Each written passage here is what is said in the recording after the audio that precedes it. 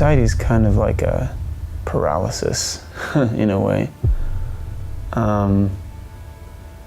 It's just sort of this shock kind of feeling. At least that's how I experience it. Well, that's a really unique experience for each person that has anxiety. I think we think of the rolling of the hands and the jittery and motion, and that's part of it. For some people, it's pulling. For some people, it's all internalized, and you don't see it until they decide to bring you in. There's just a lot of things going on in your head at once, and it's really hard to sift through all of them and focus on just one thing. It also feels a lot like you're just worrying about everything, and everything's kind of scary. Tension, physical tension, and the physical signs are like a racing heart, but there's also like a feeling of kind of constriction or like tightness and a sense of like an inner sense of urgency. Sometimes you feel your heart pounding pretty fast, depending on how bad it is. I think the difference between normal stress levels and having anxiety is just that being stressed is something you can manage really easily. You can do something about it to fix it and make the problem go away. I think anxiety is different because it's a lot harder to control. It's a lot harder to turn your brain off.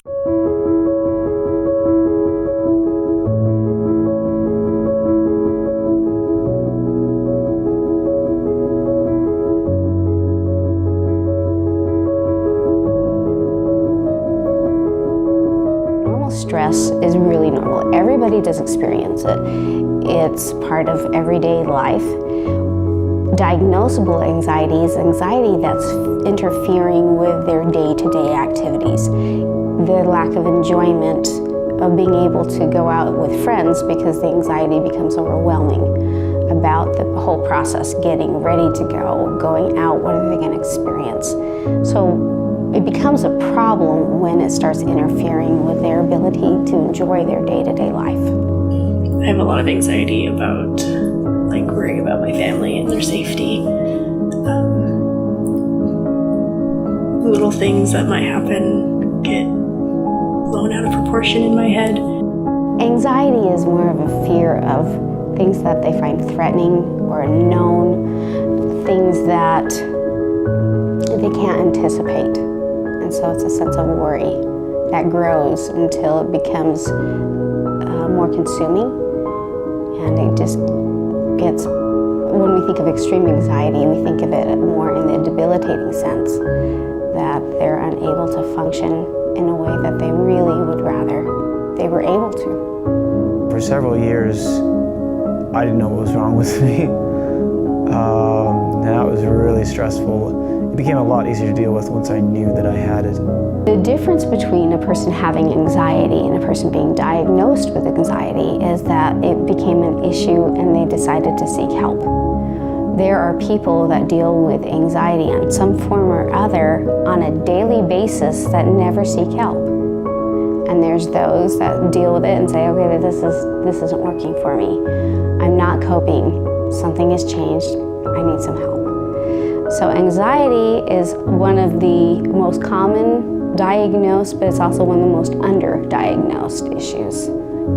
The vast majority of people that come through here can be diagnosed with some form of anxiety or other. I think about things more rationally when I use meditation. I do that a lot because it's just practicing when you're in a good place, practicing being able to better manage your thoughts so that when you're not in such a great place, you can do it easier when things are more hard.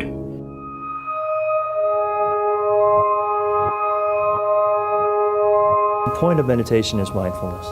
And the point of mindfulness is so that we're more skillful in the way we navigate life in our thoughts, our words, and our actions. It's creating a little space between life happening and our responses to life happening. I cope with anxiety in a lot of ways, so trying to lead a balanced life. Simple things just like eating regular meals, watching my sleep, and then also sort of conscientiously doing things to slow down and calm the nervous system. So those things could be anything from a massage to a yoga class to meditating. Everybody needs a little time every day to themselves. And a lot of times I think we feel like that's being selfish. But if you don't take care of yourself, how can you take care of anything else? So I feel like yoga gives you that moment to yourself, because you don't have to worry about anybody else. You just focus on you and who you are and why you're here, and just let go of everything else. The biggest thing I've learned about anxiety is that I have to be patient with myself. Being patient with my thoughts and being patient with my progress, and just being able to learn about the different things I am anxious about and kind of what triggers my anxiety.